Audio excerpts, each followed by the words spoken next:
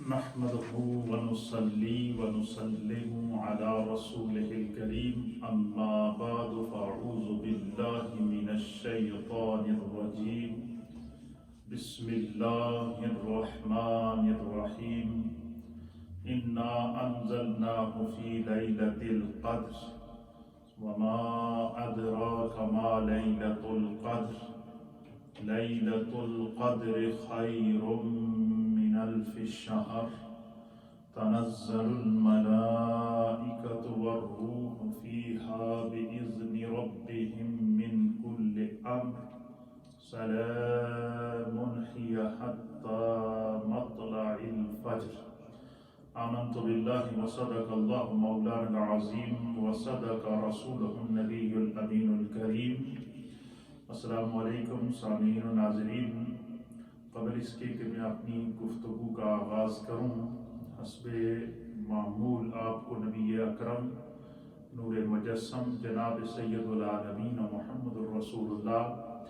صلی اللہ تعالیٰ علیہ وآلہ وسلم کی بہت ہی پیاری نعت کی طرف لیے چلتے ہیں، جو پیر سید نصیر الدین نصیر گولڈوی رحمۃ اللہ علیہ نے امام اہل سنت امام احمد رضا محدث بریلی رحمۃ اللہ علیہ کا کلام سب سے اعلیٰ و اولیٰ ہمارا نبی پر تضمین کہی ہے۔ آئیے آپ کو پہلے وہ نعت سناتے ہیں اور پھر انشاءاللہ آج کی گفتگو کا آغاز کرتے ہیں۔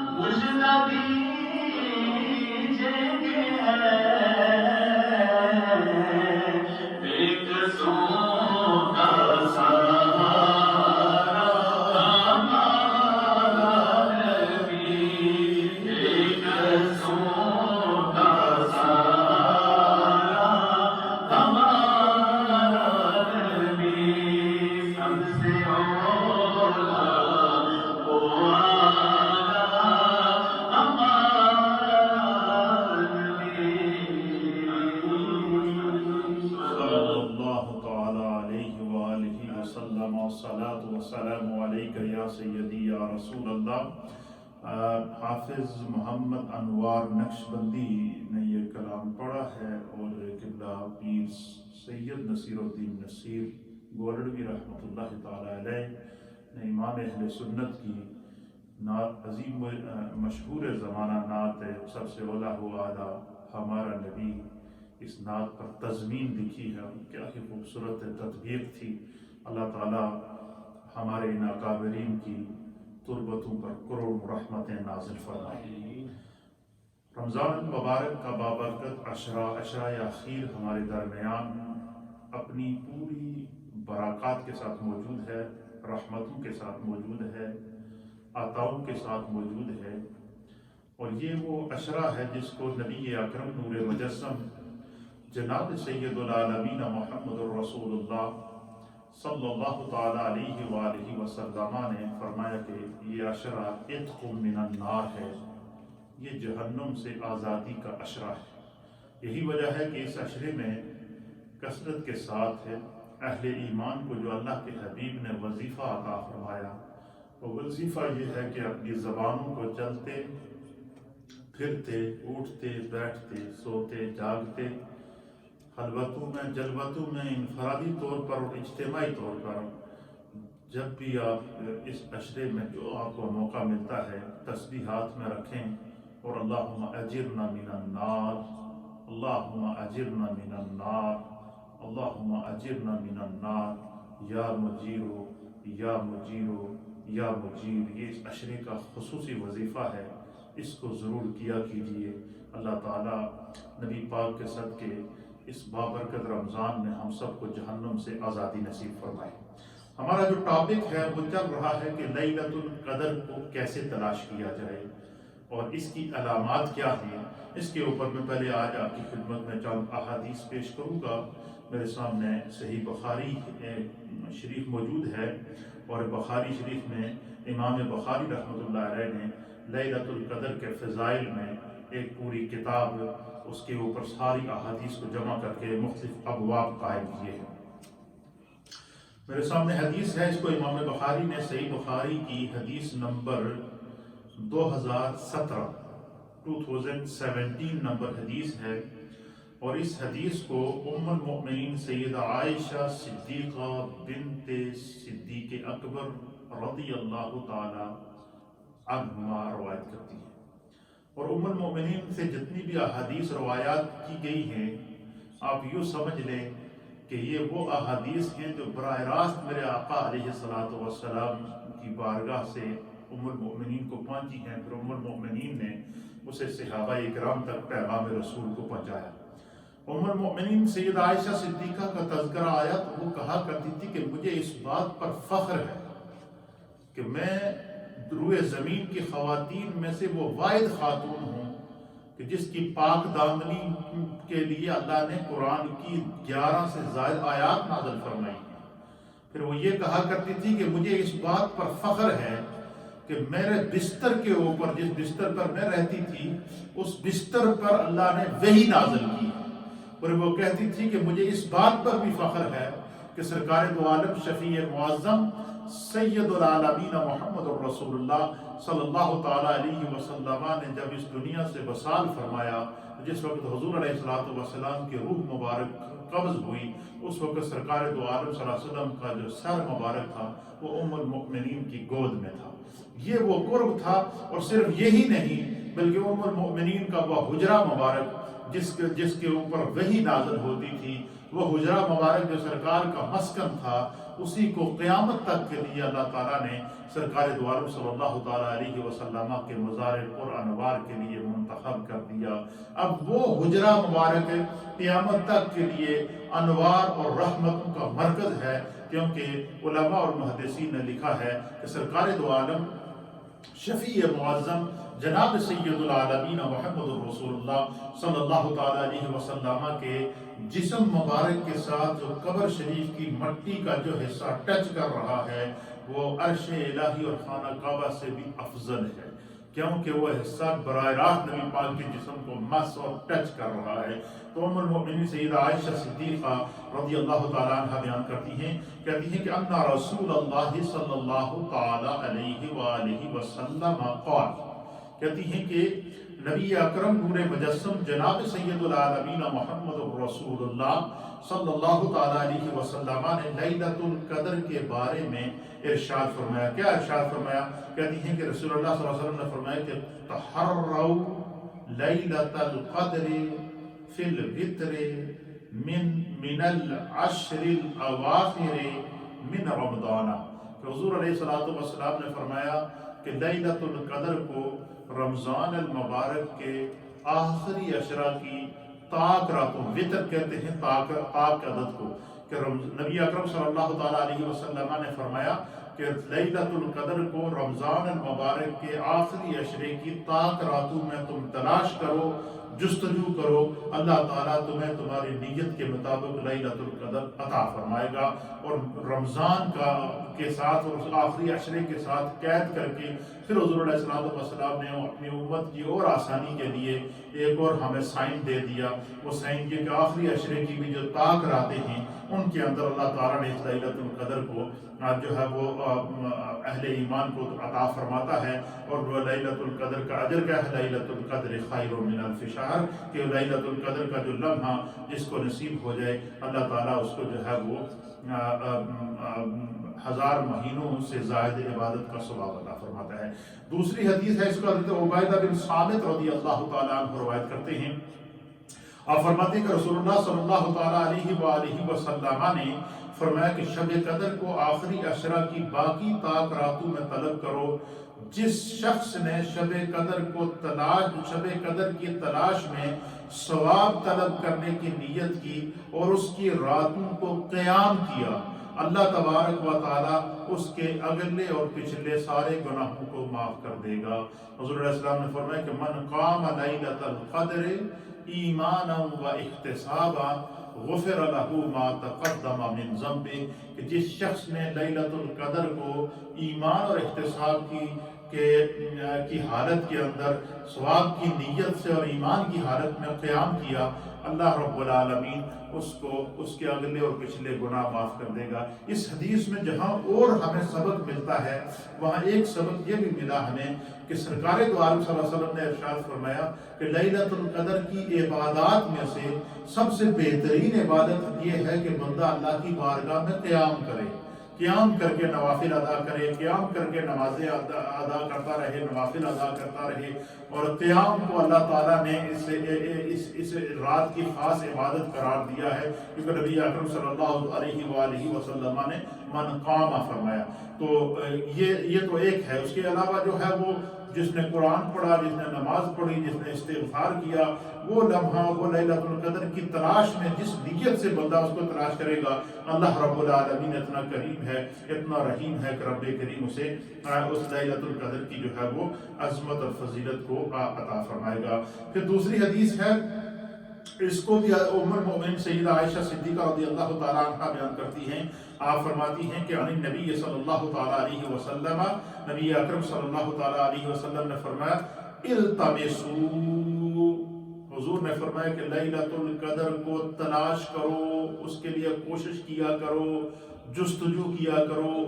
یہ نہیں کہ تو بندہ یہ کہے کہ میں تلاش کی ہمارا کام ہے تلاش کرنا۔ اسی لیے سرکار دو عالم صلی اللہ تعالیٰ علیہ وآلہ وسلم جب لیلۃ القدر آتی اور جب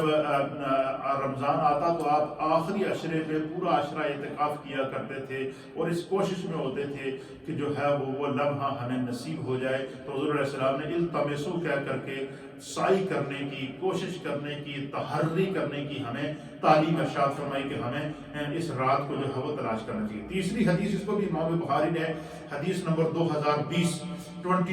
کے اوپر جو ہے وہ اس حدیث کو نقل فرمایا ہے، اور یہ حدیث ہے حسن اتفاق ہے کہ جس سن سے ہم گزر رہے ہیں یہ بھی 2020 ہے، اور یہ جو حدیث ہے اس حدیث امام بخاری نے اس حدیث کا نمبر بھی 2020 لکھا ہے۔ اور سرکار دو عالم ام المؤمنین سیدہ عائشہ صدیقہ رضی اللہ تعالی عنہا بیان کرتی ہیں کہ رسول اللہ صلی اللہ تعالیٰ علیہ وآلہ وسلم نے ارشاد فرمایا کہ قالت کہتی ہے کان رسول اللہ صلی اللہ تعالیٰ علیہ وآلہ وسلم یجابر فی عشر الاواخر من رمضان ویقول تحرعوا لیلۃ القدر فی العشر الاواخر من رمضان۔ ام المؤمنین کہتی ہیں کہ سرکار دو عالم شفیع معظم صلی اللہ تعالیٰ علیہ وآلہ وسلم نے رمضان کے مہینے کے آخری عشرہ کی تاک راتوں میں اعتکاف میں بیٹھتے تھے اور فرماتے تھے کہ رمضان کے اس مہینے کے آخری عشرہ کی تاک راتوں کے اندر شب قدر کو تلاش کرو، وہ تمہیں ضرور ملے گی۔ ہمارا کام شب قدر کو تلاش کرنا ہے، اس کو عطا کرنا یہ رب کریم کا جو ہے وہ فیصلہ ہے۔ پھر چوتھی حدیث ہے، اس کو بھی امام بخاری نے لیلۃ القدر کے متعلق جتنی احادیث ہیں ساری کو صحیح بخاری کے اندر ایک مقام پر جمع کر دیا۔ اللہ تعالیٰ امام بخاری رحمۃ اللہ علیہ کی قبر پر کروڑوں رحمت نازل فرمائے۔ اس حدیث کو امام بخاری نے 2022 نمبر پر 2022 نمبر پر اس حدیث کو نقل کیا، اور اس حدیث کے راوی ہیں حضرت عبیدہ بن صامت رضی اللہ تعالی عنہ۔ آپ فرماتے ہیں قالا کہتے ہیں خرج النبی صلی اللہ تعالی علیہ وآلہ وسلم لیخبرنا بلیلۃ القدر فطلعها رجلان من المسلمین فقال خرجت لأخبركم بلیلۃ القدر فطلعها فلان وفلان فرفعت وعسى أن يكون خيرا لكم فالتمسوها في 9 و7 سبحان اللہ وبحمدہ۔ اس حدیث میں تو حضور علیہ الصلوۃ والسلام نے اور جو ہے وہ بہت ساری چیزیں ارشاد فرمائی ہیں۔ حضرت عبیدہ بن صامت کہتے ہیں کہ خرج النبی صلی اللہ تعالیٰ علیہ وآلہ وسلم، کہتے ہیں کہ ایک رات حضور علیہ السلام اپنے گھر سے اپنے حجرہ مبارک سے باہر تشریف لائے۔ حضور علیہ السلام باہر تشریف لائے لیخبر کہ نبی اکرم صلی اللہ علیہ وسلم فرمائے کہ میں ایک رات تو میں باہر تشریف لایا تو میں لیخبرنا بلیلۃ القدر، تاکہ وہ ہمیں لیلۃ القدر کی خبر ارشاد فرمائے۔ لیلۃ القدر کے بارے میں بتانے کے لیے ایک رات حضور علیہ السلام گھر سے باہر تشریف لائے، اور حضور علیہ السلام نے فرمایا کہ میں گھر سے تشریف لایا باہر، اور میں نے چاہا کہ آج تمہیں بتا ہی دیتا ہوں کہ لیلۃ القدر کب ہے اور کون سی شب ہے۔ سرکار فرماتے ہیں کہ میں جب جیسے ہی باہر آیا فَطَلَعَهَا رَجُلَانِ مِنَ الْمُسْلِمِينَ، میں نے دیکھا کہ آگے مسلمانوں میں سے 2 شخص آپس میں لڑ رہے تھے، لڑائی کر رہے تھے، جھگڑا کر رہے تھے، ایک دوسرے کو گالم گلوچ کر رہے تھے، ایک دوسرے کے ساتھ دست و گریباں تھے۔ حضور علیہ السلام فرماتے ہیں کہ جب میں نے دیکھا کہ 2 شخص آپس میں لڑ رہے ہیں تو میری توجہ ان کی طرف گئی، فقالا، پس رسول اللہ صلی اللہ علیہ وسلم نے فرمایا کہ جب وہ 2 شخصوں نے آپس میں لڑائی کی اور رحمت کا اللہ کی رحمت برس رہی تھی، جہنم سے آزادی برس رہی تھی، اور خداوند قدوس اپنی مخلوق کو بخش رہا تھا، اس دوران بھی مسلمانوں میں سے 2 گناہگار ایسے تھے کہ جو آپس میں لڑائی کر رہے تھے، ایک دوسرے کو گالم گلوچ کر رہے تھے، ایک دوسرے کے ساتھ جو ہے وہ دست و گریباں تھے۔ فلان و فلان، حضور نے باقاعدہ ان کی طرف اشارہ کر کے فرمایا کہ فلاں شخص تھے۔ پس حضور نے فرمایا پس ان کے اس جھگڑے نے اللہ کو ناراض کر دیا، فرفعت، اللہ نے لیلۃ القدر کو اٹھا لیا، اللہ نے لیلۃ القدر کو اٹھا لیا۔ وَعَسَىٰ أَن يَكُونَ خَيْرًا لَكُمْ، حضور علیہ السلام نے فرمایا اس میں بھی تمہارے لیے خیر ہی ہے، اس میں بھی تمہارے لیے خیر ہے۔ کیا خیر ہے وہ انشاءاللہ میں اس حدیث کی تشریح کے اندر آپ کو بیان کروں گا۔ پھر حضور علیہ السلام نے فرمایا فَالْتَمِسُوهَا، پس تم لیلۃ القدر کو تلاش کرو، فی 29ویں شب کو، و7 اور 27ویں شب کو، و5 اور 25ویں شب کو۔ یہاں اس حدیث میں حضور علیہ السلام نے 3 شبوں کی نشاندہی کی ہے، 9، 29، 27ویں اور 25ویں شب کو حضور علیہ السلام نے کہا کہ تم اس کو تلاش کرو۔ اب آپ اندازہ لگائیں کہ یہ جو خاندانی جھگڑے ہوتے ہیں، ایک دوسرے کے ساتھ لڑائی ہوتی ہے، گالن گلوچ ہوتا ہے،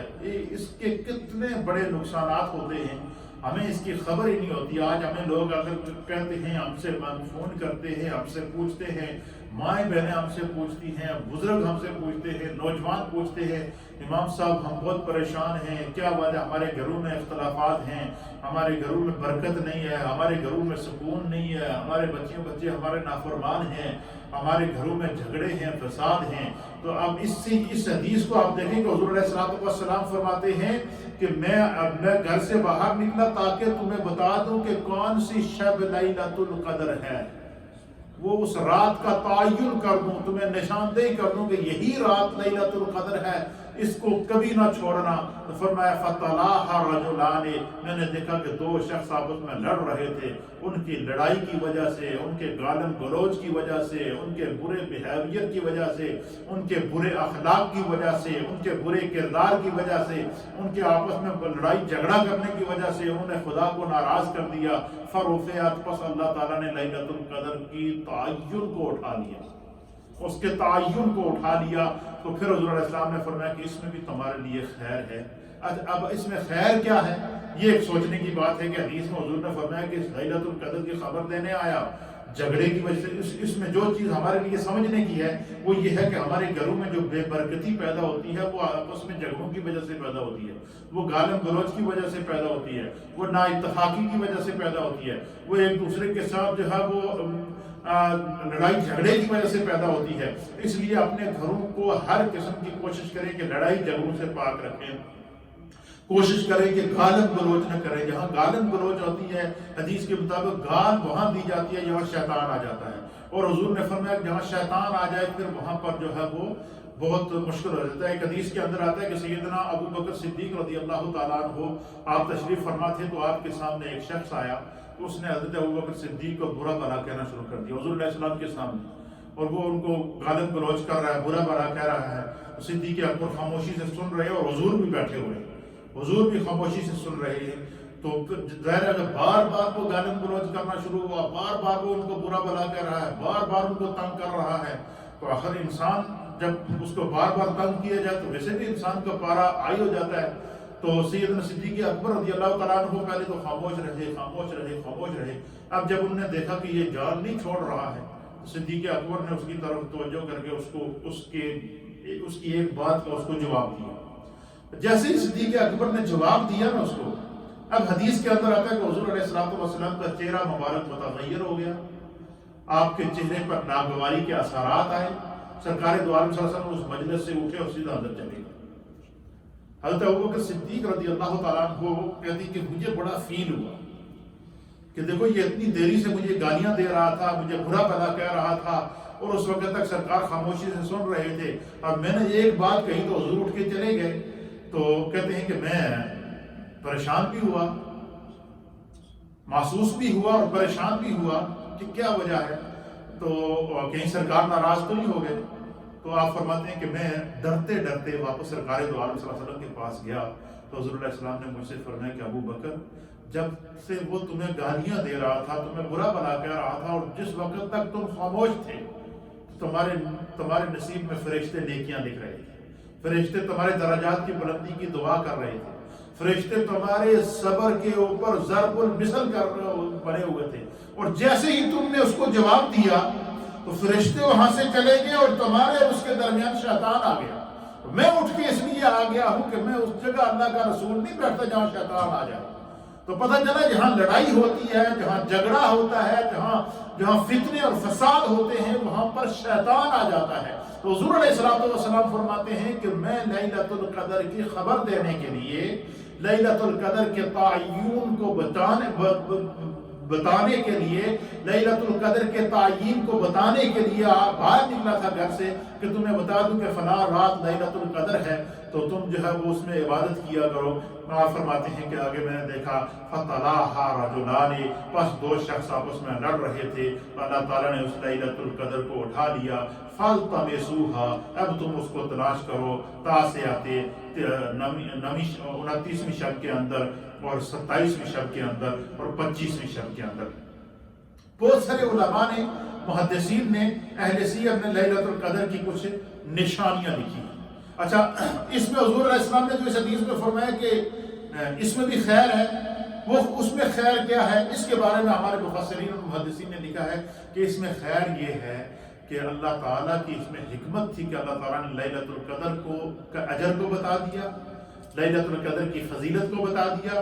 اور یہ بھی بتا دیا کہ جس کو یہ لیلۃ القدر نصیب ہوگی اسے اللہ تعالیٰ 1000 مہینے یعنی 82 سال یا 83 سال مسلسل عبادت کرنے کا ثواب عطا فرمائے گا۔ تو فرمایا کہ اگر مثلا پتہ چل جاتا کہ فلاں رات کو لیلۃ القدر ہے، انسان کو علم ہوتا اس کا، تو بندہ کیا کرتا، پورا سال گناہوں میں گزارتا، پورا سال معصیت میں گزارتا، پورا سال ظلم میں گزارتا، پورا سال جو اس میں جستجو میں نکالتا، اور یہ کہتا کہ بھائی جب لیلۃ القدر آئے گی تو میں سارے گناہ معاف کرا دوں گا۔ تو بندہ جو ہے وہ اس کی لالچ میں آ کر نیکی چھوڑ دیتا۔ اس لیے فرمایا کہ تم آخری عشرے میں تلاش کرو۔ تو علامہ فخر الدین رازی رحمۃ اللہ علیہ جو ہے وہ فرماتے ہیں، اور اسی طریقے سے جن محدثین اکرام نے اس حدیث کی شرح کے اندر بڑی مزیدار بات لکھی ہے، وہ فرماتے ہیں کہ یہ جو نبی اکرم صلی اللہ تعالیٰ علیہ وسلم نے فرمایا کہ تم ان راتوں کو تلاش کرو، فرمایا کہ جب بندہ 21ویں شب کو تلاش کرتا ہے کہ شاید یہ لیلۃ القدر ہو، پھر بھی اس کا دل مطمئن نہیں ہوتا، پھر وہ کیا کرتا ہے 23ویں شب کو تلاش کرتا ہے کہ شاید یہ لیلۃ القدر ہو، پھر بھی اس کا دل مطمئن نہیں ہوتا کہ حضور نے فرمایا تاک راتوں میں تلاش کرو، پھر وہ 25ویں شب میں تلاش کرتا ہے، پھر بھی اس کا دل مطمئن نہیں ہوتا، پھر وہ 27ویں شب میں تلاش کرتا ہے، پھر بھی اس کا دل مطمئن نہیں ہوتا، پھر وہ 29ویں شب میں لیلۃ القدر کو تلاش کرتا ہے، پھر بھی جو ہے وہ پھر اس کا دل اتنا مطمئن ہو جاتا ہے کہ میں نے ساری راتوں میں تلاش کر دی، کسی ایک رات میں تو میرے رب نے مجھ پر کرم کیا ہوگا۔ تو علماء اور محدثین نے لکھا ہے کہ اللہ تعالیٰ اتنا مہربان ہے، اتنا کریم ہے، اور اس میں حضور نے جو فرمایا خیر ہے، وہ خیر کیا ہے کہ سرکار دو عالم صلی اللہ علیہ وسلم نے فرمایا کہ انما الاعمال بالنیات، حضور نے فرمایا کہ اعمال کا دار و مدار نیتوں کے اوپر ہے، جس طرح کی بندے کی نیت ہوگی اسی طرح اس کے عمل کا اس کو ثواب دیا جائے گا۔ یہی وجہ ہے کہ نبی پاک صلی اللہ تعالیٰ علیہ وسلم نے فرمایا کہ نیت المؤمن خیر من عملہ، حضور نے فرمایا کہ مومن کی جو نیت ہے اس کے عمل سے بہتر ہے۔ تو جب بندہ نیت کر لیتا ہے کہ 21ویں شب لیلۃ القدر تلاش کرو،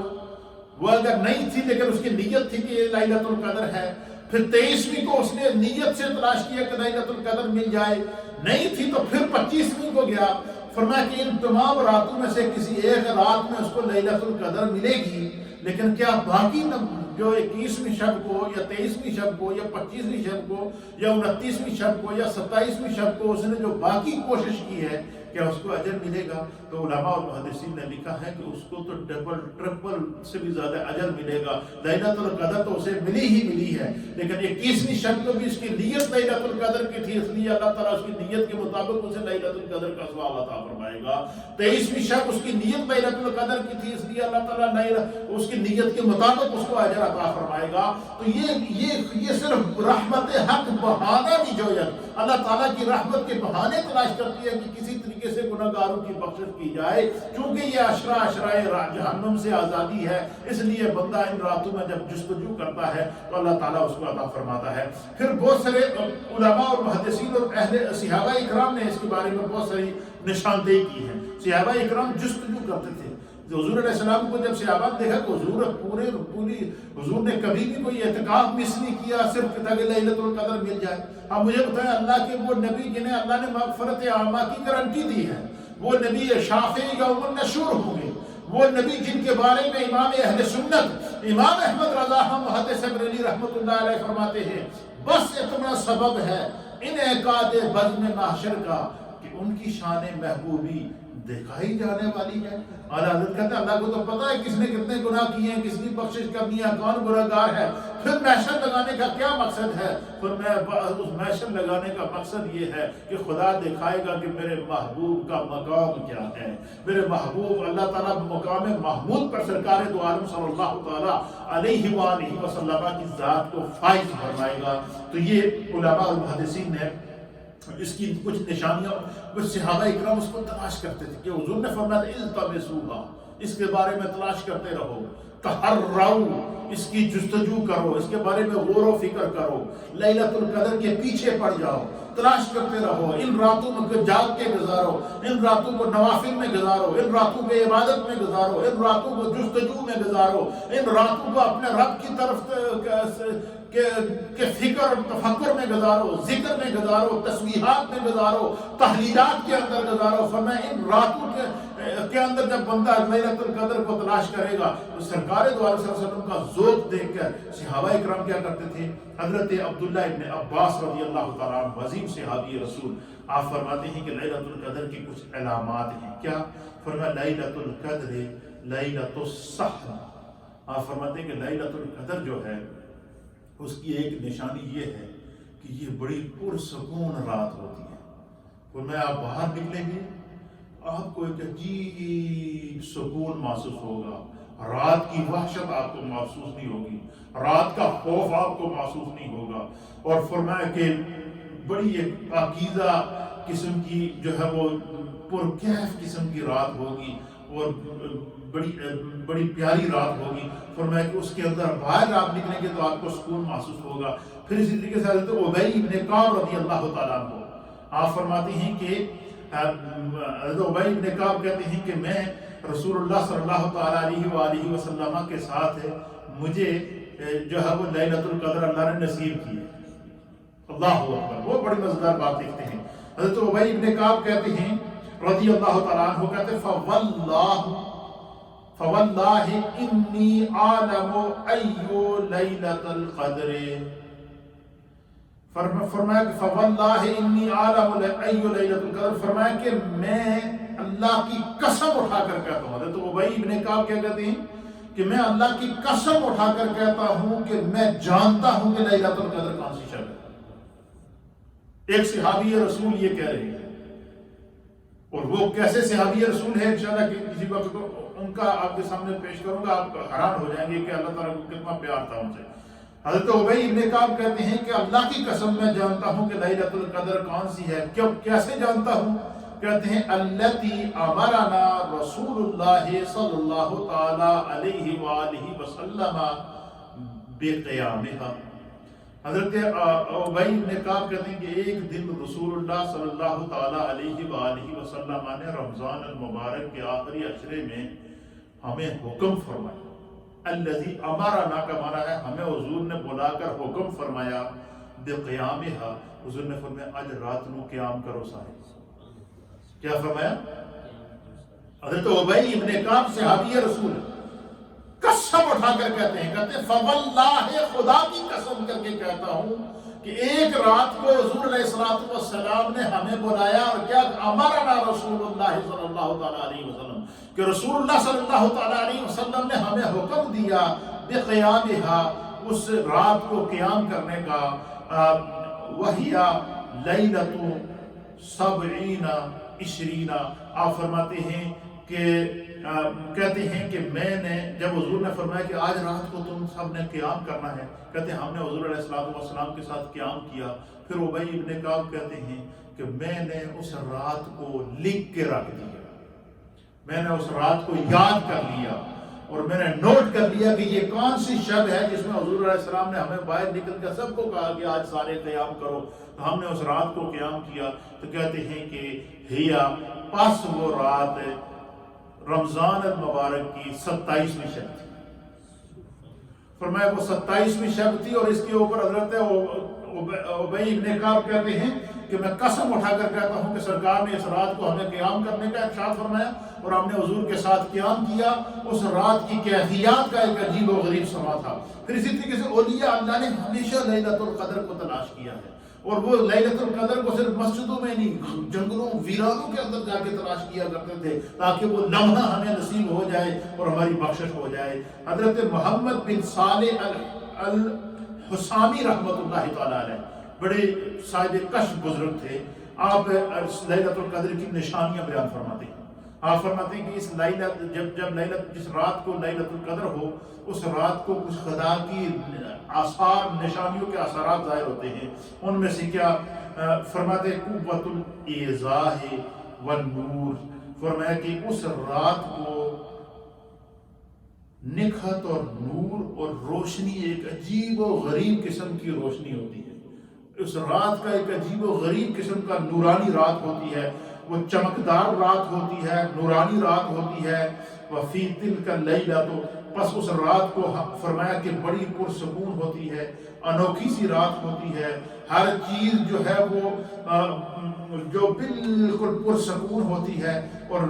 پھر اس کی وہ دوسری نشانی کیا کہتے ہیں کہ ایک تو وہ بڑی پرسکون رات ہوتی ہے، بالکل کوئی باہر گھٹن نہیں ہوتی، کسی قسم کی کوئی آدمی بندہ اندر رہے یا باہر رہے ایک ہی طرح وہ محسوس کرتا ہے، کیونکہ اس رات کو خدا کی رحمت برس رہی ہوتی ہے، فرشتے نازل ہو رہے ہوتے ہیں. تو فرمایا کہ بالکل بندہ باہر ہو یا اندر ہو. اور اس میں یہ بھی کہتے ہیں وہ کہ ان لوگوں کو اس رات کے بارے میں زیادہ محسوس ہو سکتا ہے جو دیہاتوں کے اندر رہتے ہیں، جہاں پر لائٹیں وغیرہ، آج کل یہاں شہروں میں بہت لائٹ سسٹم ہوتا ہے، پتہ نہیں چلتا، لیکن جو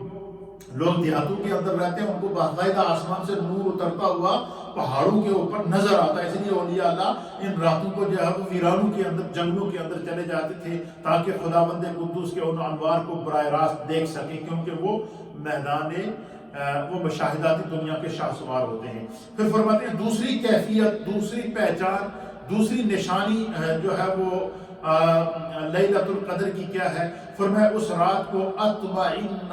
قلب المؤمن، اس رات کو اللہ تعالیٰ بندہ مومن کے دل نو ایک بڑا سکون دیتا ہے، ایک عجیب سا سکون مل جاتا ہے. یہی وجہ ہے کہ اللہ تعالیٰ نے قرآن حکیم فرقان مجید میں فرمایا الا بذکر اللہ تطمئن القلوب، کہ جس بندے کو خدا ذکر کی دولت عطا فرما دے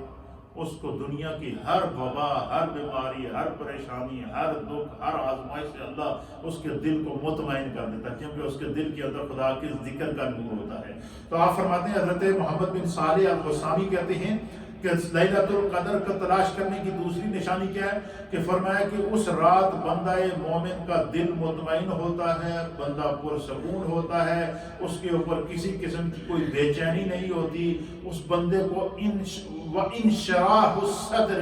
اور بندے کو مکمل شرح صدر ہوتا ہے، اس کا دل مطمئن ہوتا ہے اور اس کے اوپر کیفیات کا ورود ہوتا ہے. اس کا چہرہ،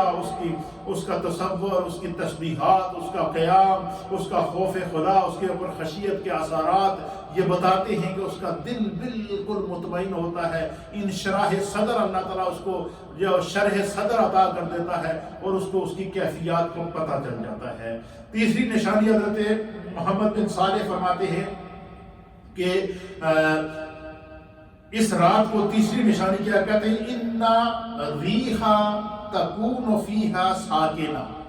فرمایا کہ اس رات کو ہوا بالکل پرسکون ہوتی ہے، نہ ٹھنڈی تیز ہوا ہوتی ہے، نہ کوئی آندھی آتی ہے، نہ کوئی طوفان آتا ہے، نہ کوئی بہت زیادہ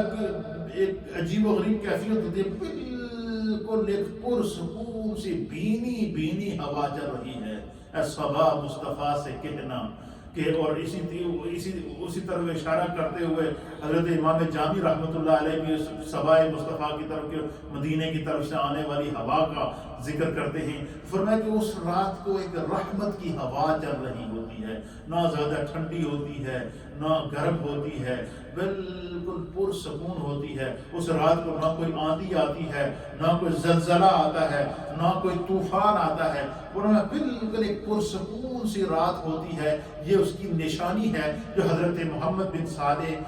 الحسامی رحمۃ اللہ علیہ کہتے ہیں کہ یہ وہ لوگ ہیں جن کو لیلۃ القدر ملی ہے، تو انہوں نے اس کی نشانیاں لکھ دی ہیں تاکہ امت کو تلاش کرنے میں آسانیاں ہوں. آپ فرماتے ہیں کہ اس کی چوتھی نشانی کیا ہے تلقا،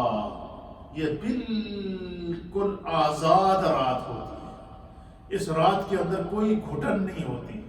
اس رات کے اندر کوئی خوف نہیں ہوتا،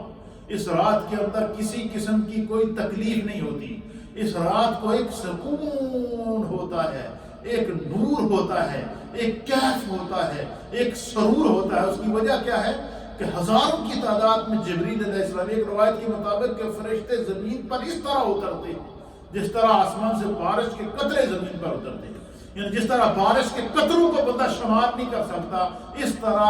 اس رات کو فرشتے زمین پر اترتے ہیں. پھر آپ فرماتے ہیں کہ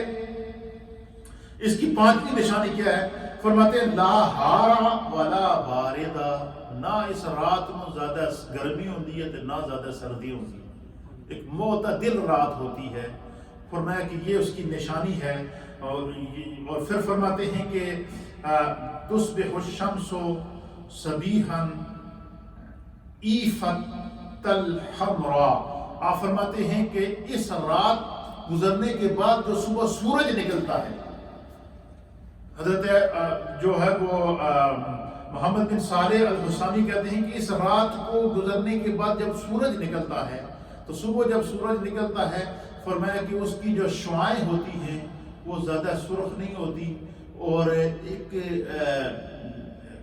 عجیب قسم کے، نہ اس کی زیادہ شعاعیں ہوتی ہیں نہ سورج میں زیادہ تپش ہوتی ہے، ایک بالکل ملائم انداز میں، جس طرح انہوں نے مثال دی کہ جس طرح سفید برتن ہوتا ہے یا سفید تھال ہوتا ہے، اس طریقے سے سورج مشرق سے طلوع ہوتا ہے، نہ اس کی زیادہ تمازت ہوتی ہے، نہ اس کی صبح جب سورج نکلے تو اس کی جب کرنیں آتی، بندہ آنکھوں کو دیکھے تو اس کی آنکھوں میں لگتی، آنکھیں چودھیا جاتی ہیں۔ فرمایا لیلۃ القدر گزارنے کے بعد صبح آپ سورج کو نکلتے ہوئے دیکھیں، آپ کی آنکھوں میں شعاعیں نہیں لگیں گی، آپ کو سورج کی تمازت محسوس نہیں ہوگی، آپ کو سورج کی تپش محسوس نہیں ہوگی۔ فرمایا وہ سورج بھی اس دن بالکل ایک جس طرح پرسکون انداز میں ہوگا۔ آپ فرماتے ہیں کہ یہ چند نشانیاں ہیں جو لیلۃ القدر کو جو ہے وہ یہ اس کی انہوں نے نشانیاں بیان فرمائی ہیں۔ پھر اللہ تعالیٰ نے اس لیلۃ القدر کو مخفی رکھا، چھپا کے رکھا، اس میں کیا حکمت ہے؟ انشاءاللہ اس کے اوپر میں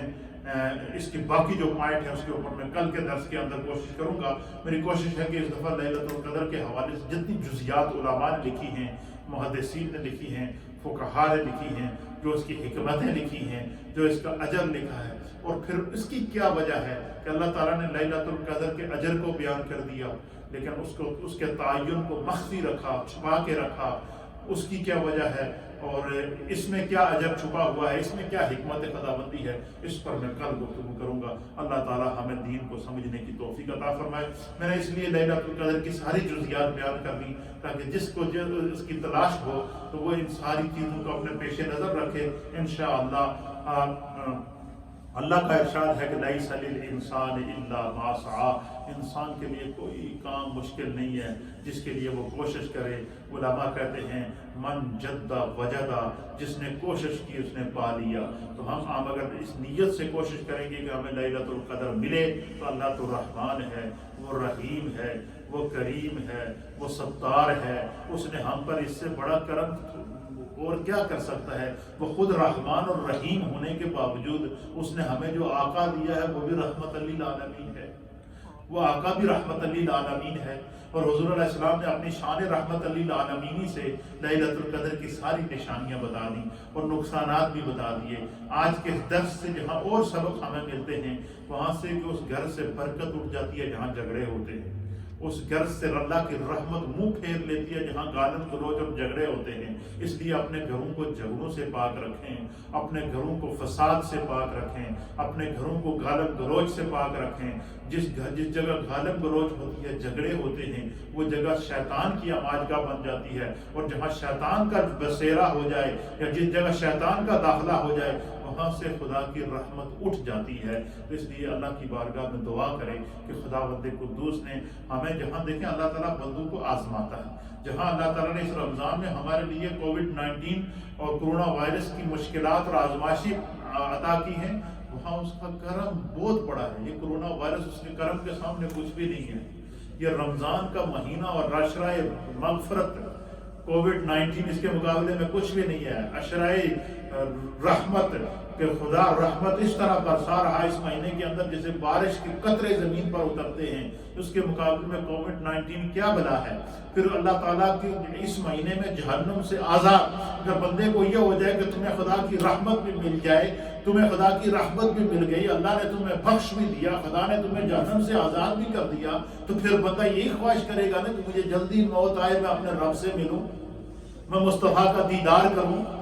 تو یہ بندہ مومن کے لیے سختیاں جو ہوتی ہیں، مشکلات جو ہوتی ہیں، آزمائشیں جو ہوتی ہیں، اس میں بندہ مومن کا ایمان مضبوط ہونا چاہیے۔ اس لیے اس سے پریشان ہونے کی ضرورت نہیں ہے۔ بہت سارے لوگ مایوس ہو جاتے ہیں کہ بھائی کیا ہوگا، بس اللہ کے ذکر میں اپنے آپ کو محو رکھیں، خدا کے ساتھ اپنی آس کو لگائے رکھیں۔ جو رحمان اور رحیم ہے وہ کبھی جس نے دنیا میں کسی کو عزت دی ہے وہ کبھی دنیا میں کسی کو رسوا نہیں کرے گا۔ اللہ تعالیٰ اس کی بارگاہ سے کبھی امید ہے کہ انشاءاللہ جہاں رمضان کی رحمتیں ملی ہیں وہاں سے کووڈ-19 کی وبا بھی ختم ہوگی۔ جہاں پر اللہ نے ہمیں مغفرتیں عطا کی ہیں وہاں سے یہ کووڈ-19 کی اس وبا سے ہمیں جان بھی چھوٹ جائے گی، اور جہاں پر اس نے جہنم سے آزادی کا عشرہ ہمیں عطا کیا ہے وہاں سے انشاءاللہ اس کووڈ-19 کے بدلے میں وہ شفا بھی نازل کرے گا، کرم بھی نازل کرے گا، رحمت بھی نازل کرے گا۔ لا الہ الا اللہ الا اللہ الا اللہ، لا الہ الا اللہ الا اللہ الا اللہ،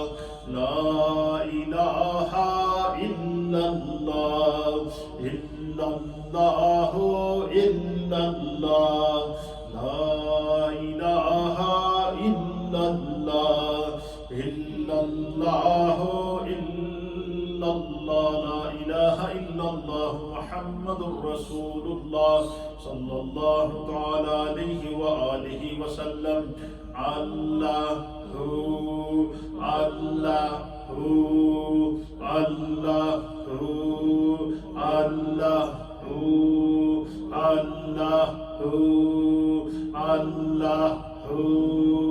اللہ اللہ، واللہ جل جلالہ، اللہم صلی علی سیدنا و نبینا و مولانا محمد وعلى آل سيدنا ونبينا ومولانا محمد صلاة دائمة مقبولة تؤدي بها النهضه العظيم يا رب بالمصطفى بلغ مقاصدنا واغفر لنا ما مضى يا واسع الكرم۔ یا اللہ ان تمام کلمات طیبات کو اپنی بارگاہ میں قبول فرما۔ یا اللہ تیرے اپنی قدرت اور کمال کے مطابق اور تیری ذات رحیمی کے مطابق اور تیری شان عطا کے مطابق اللہ جو لیلۃ القدر ہے ہم سب کو اس میں سے حصہ وافر عطا فرما۔ روئے زمین پر جو لوگ اس پروگرام کو دیکھ رہے ہیں، جو ہمارے ساتھ اس دعا میں شامل ہیں، اللہ سب کے گھروں میں برکتیں عطا فرما، سب کی اولادوں میں برکتیں عطا فرما، سب کے رزق اور روزگار میں برکتیں عطا فرما، اس دنیا سے اس کورونا وائرس کی وبا کو ختم فرما۔ ہمارے والدین عزیز و اقارب رشتہ داروں جو دنیا سے پردہ فرما گئے ہیں سب کی بخشش و مغفرت فرما، سب کے درجات کو بلند فرما، جنت الفردوس میں اعلیٰ مقام عطا فرما۔ روئے زمین پر معتکفین کو اللہ اعتکاف کی دولت اور نور سے مالا مال فرما، اپنی عافیت سلامتی اور پناہ عطا فرما۔ جن ماؤں بہنوں بزرگوں دوستوں نے دعاؤں کے لیے کہا ہے ان کے حق میں اس دعا کو قبول فرما۔ یا اللہ اپنے کرم کی دولت سے مالا مال فرما، فضل کی دولت سے مالا مال فرما، رحمت کی دولت سے مالا مال فرما، اپنی عافیت سلامتی اور پناہ عطا فرما۔ نبی پاک کے صدقے ہم سب کے گھروں میں برکتیں عطا فرما۔ جن گھروں میں بچوں کی پریشانیاں ہیں اللہ ان کو دور فرما، جن کو بچیوں کی پریشانیاں ہیں اللہ ان کو دور فرما، جن گھروں میں بے سکونی ہے اللہ اس کو سکون میں تبدیل فرما، جو بچے اور بچیاں بیرار علی کا شکار ہیں اللہ ان کو ہدایت عطا فرما۔ یا اللہ اس کووڈ-19 کی وبا اور اس آزمائش سے ہم میں سے ہر ایک کو اپنی زندگی کی اصلاح کی توفیق عطا فرما۔ ہمارے صغیرہ گناہوں کو معاف فرما، ہمارے کبیرہ گناہوں کو معاف فرما، ہمارے دانستہ گناہوں کو معاف فرما، ہمارے نادانستہ گناہوں کو معاف فرما۔ مقبوضہ کشمیر کے مسلمانوں کو آزادی عطا فرما، فلسطین کے مسلمانوں کو آزادی عطا فرما، دنیا بھر کے محکوم اور مجبور مسلمانوں پر کرم فرما۔ اس کورونا وائرس کی وبا سے جو لوگ اللہ بیمار ہیں، اس کی وبا میں مبتلا ہیں، ہاسپٹلز میں ہیں، آئسولیشن میں ہیں، اللہ ان کو شفا عطا فرما۔ جو اس مسلمان شہید ہو چکے ہیں اللہ ان کے درجات کو بلند فرما، اپنی عافیت سلامتی اور پناہ عطا فرما۔ نبی پاک کے صدقے اللہ اسلام پر زندگی عطا فرما، ایمان کامل پر خاتمہ نصیب فرما۔ ربنا اغفر لی ولوالدی وللمؤمنین یوم یقوم الحساب، رب اغفر وارحم وانت خیر الراحمین۔